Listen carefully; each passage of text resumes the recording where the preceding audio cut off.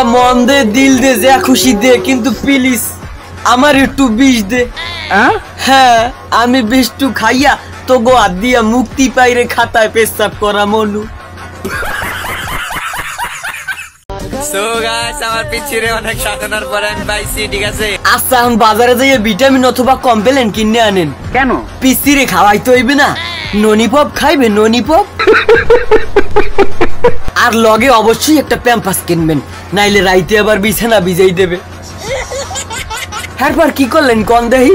অনেক কষ্ট হইছে, এই রোদরা দিয়ে ঘুরছি, তারপর কত কি ভাই হাল ছাড়বা নাকি? সবাই ভাইটির মতো হাল ধরে লেদা গুড়োগার পিস পিস দৌড়বা, ঠিক আছে। সবাই পিচ্ছির প্রেমেই পড়বা, ঠিক আছে। পিচ্ছির পিছনেই দৌড়াইবা, বুঝছো?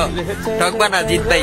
ঠকা যে তা পরের কথা, পিছির পিছে পিছে দৌড়ানোর আগে শিরইতে হবে আমের বাসার পাশে যে শিশু পার্ক থাকে হয়, নাইলে আবার শিশু পার্কে নেওয়ার সময় শিশু পার্ক পাইবেন কই?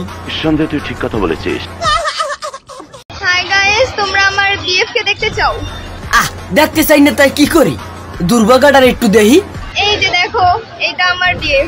আহা দুর্ভাগা পোলাটা, এই বয়সে তুই যেই চিপায় পড়ছো, তোর তো গরুর দুধে প্রোটিনের চাহিদা পূরণ হইবে না, তোর তো লাগবে হাতির দুধ খাওয়া।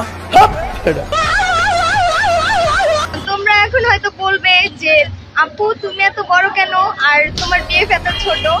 না আমি কথা কম না, আমি কমি একটাই কথা, পরে একটু প্রোটিন খাওয়াস রে বোন, নাইলে ওই টেকবে না।